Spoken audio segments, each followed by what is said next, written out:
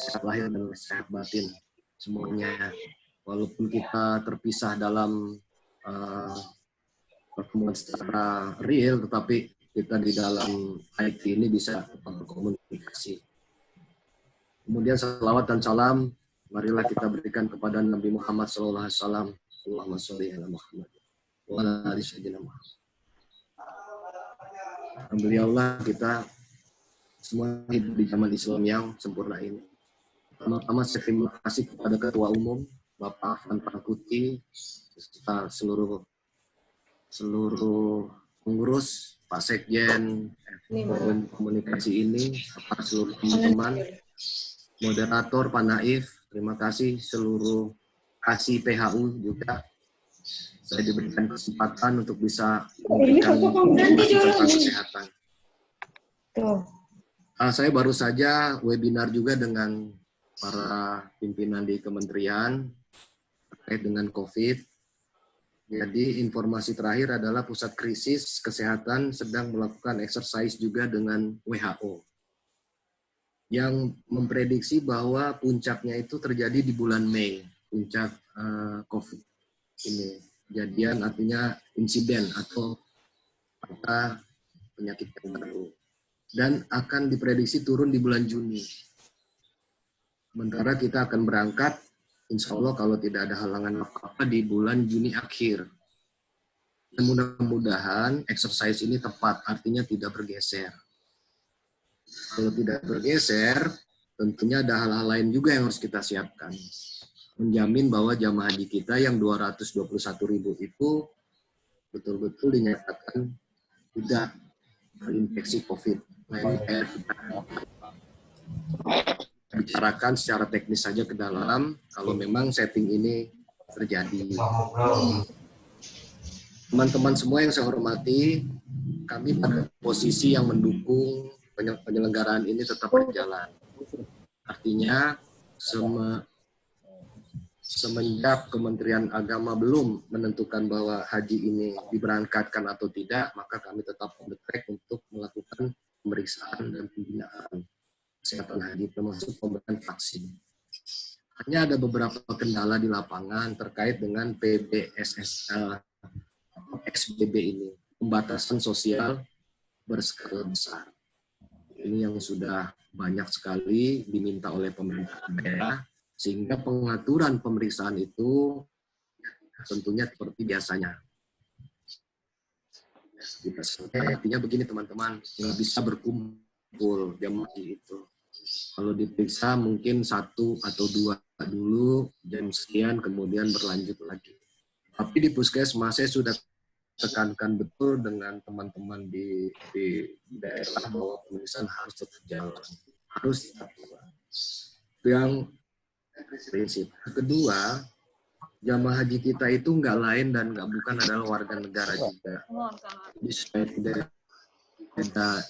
tidak ada suatu perubahan antara WNI dengan jamaah haji, dan ini tentang teman-teman nilai politisnya sangat tinggi sehingga saya juga berhati-hati jika ditanya tentang bagaimana peran jamaah haji ini dengan wabah COVID ini. Saya sampaikan bahwa mengikuti proses diketahui oleh gugus tugas COVID, yaitu Kepala BNPB. Inilah yang teman-teman harus ketahui tentang COVID. Virus COVID itu adalah coronavirus disease. Corona adalah virusnya ada di binatang. Tapi secara transmisi binatang ke manusia, itu persoalannya. Ini atau coronavirus ini atau disebabkan namanya. Nah, virus corona ini sebenarnya ada dulu juga pernah, kalau teman-teman dengar SARS, itu juga penyebabnya corona. Dengar MERS-CoV, ngomong jangan deket-deket corona sebenarnya. Tapi transmisinya yang sekarang ini jauh lebih cepat. Dibandingkan dengan MERS-CoV misalnya, itu hanya terlokalisasi di Middle East saja. Nah, kemudian SARS yang dulu hanya di sekitar Cina Singapura, Korea. Kita ada tapi sedikit-sedikit. Nah, untuk COVID ini dia mendunia semuanya. Ini perbedaannya. Yang sehingga Saudi juga sudah Iya, di sangat Bapak kan tegas lihat dari aturannya, Bapak kan harusnya berangkat, dia mau punya proyek sendiri. Pak Agus itu punya proyek sendiri itu. Jadi teman-teman, itulah perbedaan antara COVID dengan MERS-CoV.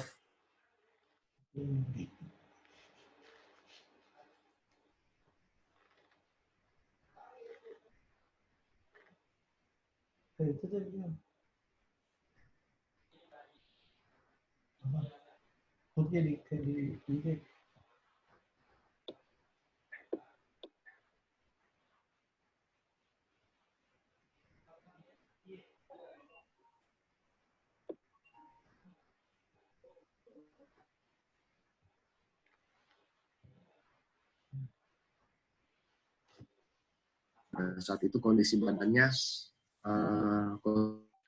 sedang tidak fit. Terkait COVID seperti itu.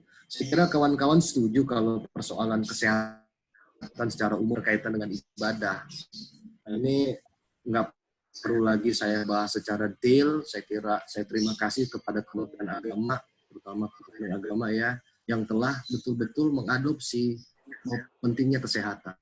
Teman-teman saya adalah orang yang sekarang masuk di dalam global health, kesehatan global health, kesehatan di dunia. Kemarin saya diundang khusus ke India di Hyderabad untuk international meeting kedua, khusus bicara tentang haji. Jadi apa artinya teman-teman? Posisi kita di internasional itu sudah mendapatkan tempat yang sangat bagus di sana. Yang ketiga rencananya pertemuannya akan diadakan di Indonesia, tapi karena COVID maka ini kita undur. Yang pertama ada di London, kedua di Hyderabad, yang ketiga saya usulkan ada di Jakarta. Nah, artinya apa? Judul dari Jagong ini adalah pentingnya kesehatan. Saya kira sudah nggak perlu lagi dibahas secara detail dan bagaimana. Tentu kita tahu kalau sakit nggak bisa tawaf, itu aja. Sederhana aja. Sakit nggak bisa sa'i, wukuf, udah itu aja. Nah, bagaimana supaya bisa sa'i, bisa wukuf, bisa tawaf, maka harus sehat. Penyakit-penyakit itu ada dua sebenarnya, Pak. Penyakit menular dan penyakit tidak menular. Penyakit menular bisa diantisipasi dengan vaksin. Seperti meningitis, meningokokus, divaksin saja insya Allah udah selesai. Tetapi yang tidak menular inilah yang banyak. Jemaah haji kita 63% sampai 67% punya tidak menular. Kan harus ada pengendalian faktor. Kemudian faktor risiko inilah yang disebut dengan batasan aktivitas yang berat. Pengendalian faktor risiko, saya maksud yang selalu saya sampaikan terus menerus di dua hal aja Bapak Ibu. Cegah lelah, cegah dehidrasi, itu aja. Dua ini. Kalau dibahas secara epidemiologi dan juga biomolekuler, itu jelas kalau kekurangan air, tidak seimbangan, cairan tubuh juga tidak seimbang, dan sebagainya. Lelah juga seperti itu, ada penimbunan asam laktat dan asam-asamnya, sehingga kalau otot terlalu lelah, maka kontraksinya bisa tidak akan lagi berat. Ini aja saya kira nanti tinggal diimplementasikan oleh tenaga kesehatan haji kita, PPH kita, dan teman-teman dari Kementerian Agama. Terima kasih Pak Rangkuti udah banyak membantu saya, kami semua di sini, teman-teman ini. Dalam hal dakwah kesehatan haji, misalnya bagaimana jamaah haji kita tidak dehidrasi. Pangkal utamanya dehidrasi yang menyebabkan ini aja dari saya. Nanti kalau ada dialog karena waktunya juga tadi Pak. Terima kasih Pak Haji. Saya juga tidak punya. Ada pertanyaan dari saya lebih senang nanti ada suatu pertanyaan. Ada pertanyaan dari teman-teman. Terima kasih Bapak Ibu. Assalamualaikum warahmatullahi wabarakatuh. Assalamualaikum warahmatullahi wabarakatuh. Ada pertanyaan dari Pak Haji Ismani, PWFKP Jabar. Beliau menginginkan bahwa misalnya forum perawat kesehatan haji bisa diizinkan untuk masuk ke KBIH dan Kementerian Agama dalam rangka mendukung pemeriksaan kesehatan jamaah dan juga tentu pencegahan wabah COVID ini? Baik, terima kasih Pak Ketum. Kemarin saya baru rapat dengan Pak Turiman dan kawan-kawan. Kemarin hari Minggu. Halo, mohon maaf kedengeran suara saya. Dengaran Pak. Dengaran, Pak Haji. Iya, mohon maaf. Iya, karena unmute. Saya lapor nih Pak Ketum. Forum Perawat Kesehatan Haji Indonesia rapat dengan saya kemarin hari Minggu. Intinya adalah berbicara juga bagaimana ini bisa dimaksimalkan. Tentunya tadi pertanyaan dari Pak Ismani adalah bagaimana terjadi sinkronisasi kerjasama antara forum alumni ini dengan forum perawat. Tentunya atas izin itu secara organisasi. Secara organisasi seperti itu. Ini forum perawat itu. Kami terus berupaya bagaimana ini bisa jalan terus, terutama dalam COVID ya. Apa tuh? Jamaah haji kita orang tua semua komorbidnya. Kalau yang kena karena umur udah demam, kemudian ada penyakit DM dengan jantung ini ya, parah maksud saya. Jadi saya setujuinya Pak, nanti bagaimana konkretnya kita sebaiknya ada antara forum perawat dengan forum ini. Supaya bisa sama-sama. Karena forum perawat sudah banyak juga di daerah-daerah sudah artinya pengurusnya sudah di beberapa provinsi dan itu tidak lain tidak bukan juga mantan petugas juga sama dengan teman-teman lainnya. Demikian Pak Naif. Ya. Ada Naib, Assalamualaikum. Ada himbauan untuk petugas haji kita dalam rangka pencegahan COVID ini. Oh ya, ada. Ini gini Pak, petugas haji itu sebenarnya ada dua. Mohon maaf ini, dua. Saya mengklasifikasinya dua. Yang satu adalah petugas haji sepanjang hayat. Siapa itu? Yaitu kasih PHU, teman-teman saya di Puskes itu adalah petugas haji sepanjang hayat, Pengurus Kohadkas. Dan yang kedua adalah petugas haji cabutan. Ya, siapa itu yang direkrut tiap tahun itu? Ada TKHI, kemudian ada TPHI dan sebagainya. Ini artinya apa? Sinkronisasinya kadang-kala nggak nyambung pada petugas-petugas yang baru direkrut itu, Pak. Masuk di kesehatan ada. Nggak pernah ngurus haji, kerja di rumah swasta atau apa, yang nggak pernah ngelihat tiba-tiba diangkat jadi PPH atau TKHI. Nah ini yang selalu saya sampaikan, harus terus mengupdate terus website kita. Jadi suatu harusan Pak, di kesehatan saya haruskan seperti mereka dalam pembinaan.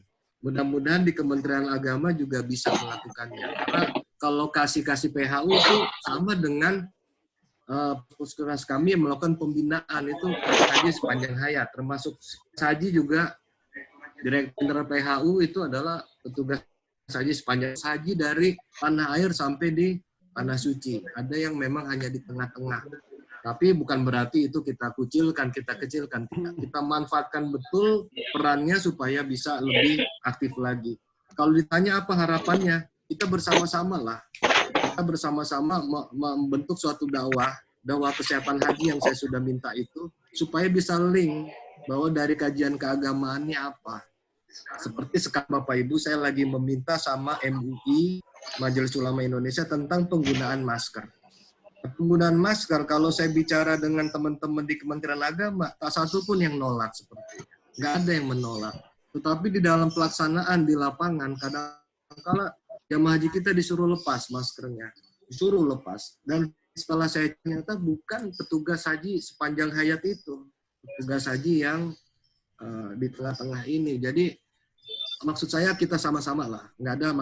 Saya pernah ketemu dengan MUI, mereka belum dalam memutuskan penggunaan masker, dan saya nyatakan di situ di MUI, kalau memang MUI menyatakan masker itu nggak boleh, maka saya tidak akan sarankan nggak boleh. Tapi saya tolong dilihat loh, kalau memang secara fikih tidak mengganggu betul, tidak menjadi suatu hal yang sangat mutlak, tolong diizinkan. Itulah Bu. Jadi kami ada itu sebenarnya mendukung penyelenggaraan ibadah. bukan sebaliknya. Apa sudah Kalau terima? dulu mungkin komunikasi belum berjalan secara intensif, maka mempersulit jamaah yang enggak mencegah semua jamaah-jamaah bisa beribadah, padahal bukan itu, sama sekali bukan itu. Dan seiring dengan berjalannya waktu, saya kira teman-teman sudah bisa memahami semua.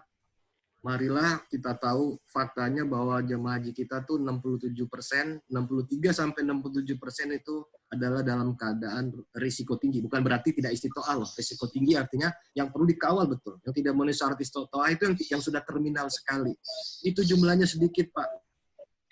100 orang per 210.000. Jadi 0,00 berapa persen. Cuman ini bisa naik kalau dipolitisasi. Kalau diinikan itu, tetapi kami selalu terus berupaya bahwa ini kami justru kasihan dengan mereka kalau mereka diberangkatkan, akhirnya malah di sana mereka nggak ngapa-ngapain.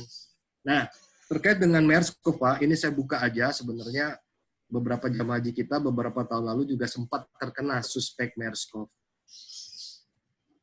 Kami bekerja keras dengan Rumah Sakit Arab Saudi untuk mengkarantina mereka sebenarnya sampai benar-benar sehat, kemudian kita balikan. Tapi sekali lagi kalau itu naik ke media udah rame tuh Pak, MERS-CoV ini, Middle East Respiratory Coronavirus Disease. Hampir mirip dengan COVID, tapi COVID ini lebih cepat jalannya. Kalau MERS-CoV tidak, antara lain yaitu tadi onta tadi salah satunya. Makanya begitu saya minta supaya jangan dekat-dekat onta, mohon juga dibantulah teman-teman dari kasih PHU supaya jamaah kita bisa balik ke tanah air menjadi haji yang mabrur secara sosial. Saya kira itu Pak Naif. Ya, terima kasih Pak Eka. Kami juga menyapa ada Pak Direktur Bina Haji, Pak Haji Fairizi yang bergabung. Selamat bergabung Pak Direktur. Assalamualaikum. Waalaikumsalam warahmatullahi wabarakatuh. Terima kasih. Ya Pak Haji, terima kasih, sehat selalu. Kami lanjutkan lagi wawancaranya. Karena Pak Fairizi kepalanya kok nggak kelihatan. Kok nggak kelihatan? Nggak kelihatan Pak. Masa? Alhamdulillah. Ya, oke. Mantap. Pak Eka, kami mau nanyakan titipan pertanyaan dari teman-teman. Bagaimana seandainya nanti COVID ini mereda, jika ada pemeriksaan kepada jamaah haji yang akan berangkat? Kalau misalnya semuanya jadi berangkat. Ya, ini dia. Ini adalah setting yang saya siapkan sekarang. Ada yang namanya rapid test. Mungkin teman-teman tahu rapid test. Rapid test itu adalah alat untuk melihat apakah ada antibodi dalam jamaah haji kita. Cuman persoalannya Pak, itu hanya ngelihat antibodi, belum ngelihat antigennya. Iya. Jadi antibodi itu adalah apa ya? Antibodi itu artinya tentara yang muncul di dalam tubuh kita kalau ada serangan dari luar. Ibaratkan badan kita adalah negara, kemudian COVID itu adalah penyerang, maka ada antinya, antibodi namanya. Nah, antibodi ini hanya bisa dilihat dengan salah satu cara dilihat dengan rapid test. Ya Pak ya. Cuman untuk di rapid test ini harus ada kriterianya. Apa yang menjadi, nggak semua orang bisa seenaknya kita rapid test. Itu harus ada kriteria-kriterianya. Dari 221.000 itu kira-kira berapa estimasinya yang harus kita rapid? Rapid test itu bisa 2 kali diulang. Karena bisa jadi kalau ada musuh masuk, tentaranya baru sedikit keluar, belum terdeteksi antibodi tersebut. Maka diulang lagi. Yang bagus adalah mendeteksi langsung tentara musuh itu. Kalau kita ibaratkan virus itu adalah musuh. Identifikasi, ini musuh betul-betul COVID atau bukan. Ini settingnya. Settingnya seperti ini. Kemudian teman-teman kita nanti akan bekerja di embarkasi. Kita bisa bayangkan kalau masih ada arahan supaya social distancing itu juga akan sulit bagi jamaah kita. Jadi tadi pesan dari Pak Sekjen, saya tetap wait and see, melihat situasi di dunia gimana. Kemudian setting untuk pemeriksaan bebas coronavirus itu juga harus kita bicarakan, karena nanti juga terkait PCR yang harus dipakai. Harga PCR-nya mahal sekarang, Pak.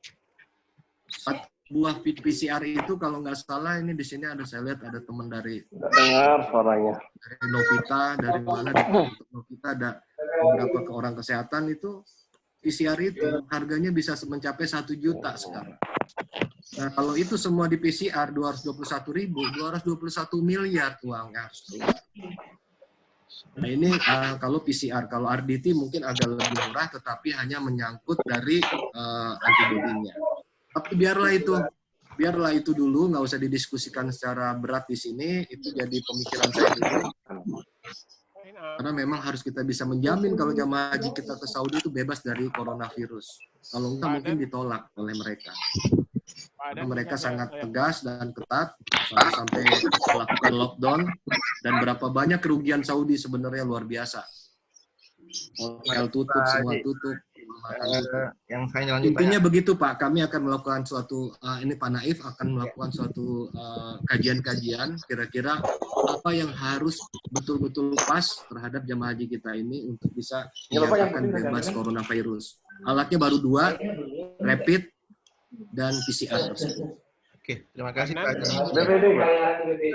Ada pertanyaan lagi dari teman-teman.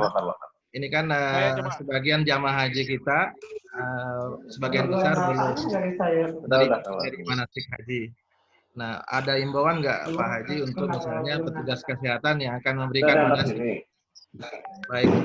Saya kira gini Pak, manasik bisa dengan online Pak, dengan seperti ini saya setuju. Kemarin juga hari Sabtu atau hari Jumat saya lupa. Hari Jumat saya ke KBIH Pak. Kebetulan KBH itu nggak jauh dari rumah saya, dan yang mengelola itu teman dari almarhum Bapak, kenal sama Bapak saya almarhum, ya saya ke sana. Ya, artinya bisa saja dilakukan secara online atau kita sudah membuat vlog-vlog Pak. Mungkin ada penambahan materi olahraga di rumah misalnya, peregangan di rumah ini kita akan lakukan. Nanti dokter Halimah akan melakukan peragaan supaya bisa dilakukan di rumah saja, olahraganya di rumah saja, nggak usah beramai-ramai lah sekarang. Karena pembatasan sosial ini betul-betul menjadi suatu concern pemerintah kita semua. Masuk mungkin ada penambahan materi tentang COVID-19 ini ya Pak dalam manasik kesehatan. Ada. Kita akan adakan itu, penambahan COVID-19 ini. Oke. Jadi teman-teman untuk COVID semuanya jangan terlalu resah, yang penting banyak makan, banyak minum vitamin, banyak istirahat. Banyak puasa aja.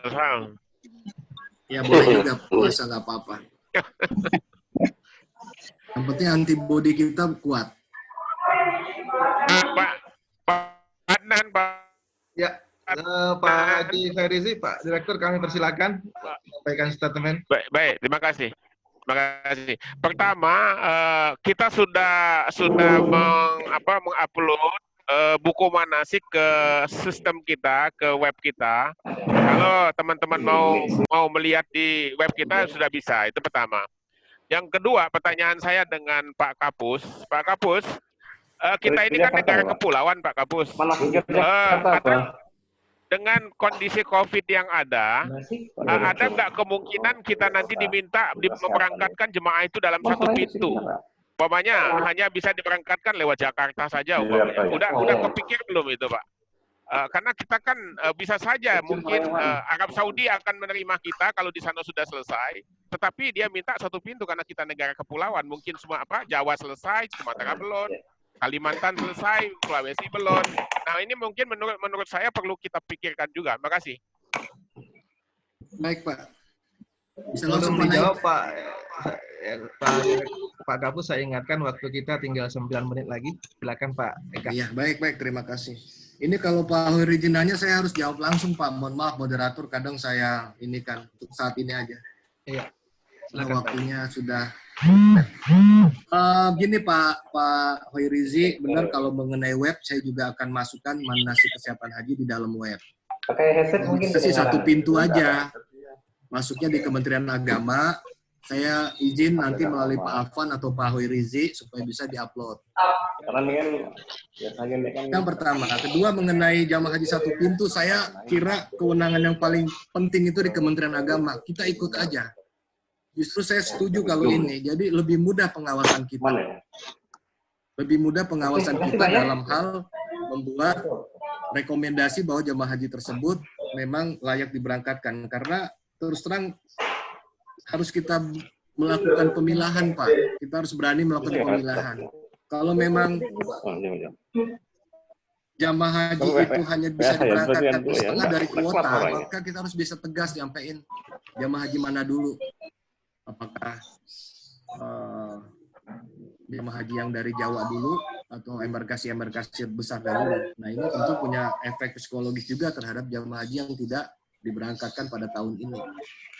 Ya, seperti itu Pak Hoirizi. Jadi saya setuju aja, mau model apa, mau jamaah haji satu pintu, oke, mau 2 pintu juga boleh. Kita siapkan semuanya karena pada prinsipnya Kementerian Kesehatan itu adalah sebagai subsistem dari penyelenggaraan haji secara umum. Demikian Pak. Terima kasih Pak Eka. Ada pertanyaan lagi titipan dari teman-teman. Kalau misalnya ada jamaah kita sudah terjangkit COVID-19 di Indonesia saat ini, apa yang perlu diambil langkah-langkahnya, Pak? Kalau saat ini ya, kan begitu pertanyaannya saat ini. Kalau saat ini kita harus melakukan isolasi diri, self isolasi. Tentu dilihat dulu keluhannya. Naif. Ya. Ada orang kena COVID tapi sehat masih ada. Ada yang kena COVID dia kondisi tubuhnya benar-benar parah. Nah, ini harus dimasuk di ruangan isolasi, tentu di rumah sakit yang ada. Seperti itu. Kalau kena saat ini. Ya. Kita juga harus mengisolasi diri. Kita semua adalah melakukan sebenarnya self isolation, Pak. Working from home ini yang kita lakukan pada dasarnya kita sedang mengobati diri kita sendiri-sendiri supaya tidak terjangkit dengan yang lainnya. Selama 14 hari itu masa inkubasinya 2 hari sampai 14 hari. Lewat 14 hari itu insya Allah sudah aman. Seperti itu. Jadi polanya sama dengan apa yang ada di Kementerian Kesehatan sekarang. Kita tidak membuat sistem sendiri. Segera langsung laporkan kejadiannya. Kalau dia memang statusnya jamaah haji ya kita treat juga dengan jamaah haji. Mudah-mudahan sih nggak ada. Sampai saat ini nggak ada. Saya nggak mau ada jamaah haji kita kena. Makanya harus terus kita melakukan pembinaan. Di sini ada Dirbina melalui website terus-menerus kalau perlu lewat WA group yang ada di tiap-tiap kabupaten kota. Kami sudah meminta semua TKHI bikin itu. Dan alhamdulillah teman-teman dari PHU sudah kasih data. Sudah memberikan data semua jemaah haji calon yang akan berangkat. Tapi kalau seandainya dia kenanya pada saat lagi di asrama haji pada saat embarkasi, ya langsung kita karantina. Makanya nanti Pak Dir di dalam embarkasi asrama haji kita minta ada satu ruangan juga di situ, ruangan khusus steril. Kita menjaga-jaga. Di dalam surat sekjen kepada Pak Dirjen adalah antara lain itu. Jadi nggak semua asrama haji dilosin begitu aja, ada satu ruangan. Kita menjaga-jaga. Tapi sekali lagi kata-kata itu adalah doa. Mudah-mudahan positif aja kita, Pak Naif. Mudah-mudahan. Tapi kita siapkan. Semuanya kita siapkan. Itu Pak. Baik, Assalamualaikum. Terima kasih Pak Eka. Waktu kita sudah mau habis. Mungkin ada statement dari Pak Eka seputar dialog kita pada pagi hari ini. Closing statement-nya cuma satu. Bagi kita semua sama-samalah bersama-sama saling membantu. Kemudian berdoa terus agar penyelenggaraan haji dapat berjalan dengan baik. Amin. Seluruhnya kita punya niat memberangkatkan tamu-tamunya ke tanah suci untuk menjalankan ibadah kepada Allah Subhanahu wa taala. Terus saja berkuat komunikasi terus-menerus. Saya kira itu. Terima kasih Pak Terima kasih Pak Ketua Umum, Pak Dir, Singkat, terutama Pak Direktur kita Pusat. nih, Pak Rizi, Pak Naif, seluruh kawan-kawan. Saya pamit, mohon undur diri. Terima kasih, mohon maaf kalau ada hal kurang berkenan selama ini. Terima kasih Pak Eka Warahmatullahi Yusuf, wabarakatuh. Kepala Pusat Kesehatan Haji Kementerian Kesehatan Republik Indonesia. Terima kasih juga Pak Direktur Bina Haji yang sudah hadir. Pak Haji Afan Rangkuti, Ketua Forum Komunikasi Alumni Petugas Haji Indonesia, rekan-rekan Ketua PW se-Indonesia, para KADI PHU se-Indonesia, para kabid, dan juga para petugas haji. Saya mohon maaf apabila waktu kita yang sangat singkat ini tidak bisa menjawab atau menyelesaikan semua pertanyaan teman-teman. Sekali lagi mohon maaf atas segala kekurangan, dan juga insya Allah hari Kamis kita akan lanjutkan Jagong Haji Umroh kita dengan narasumber kita yaitu Bapak Haji Ali Taher. Beliau merupakan anggota Komisi 8 DPR Republik Indonesia. Lebih dan kurangnya mohon dimaafkan. Wallahul muwaffiq ila aqwamit thoriq. Assalamualaikum warahmatullahi wabarakatuh.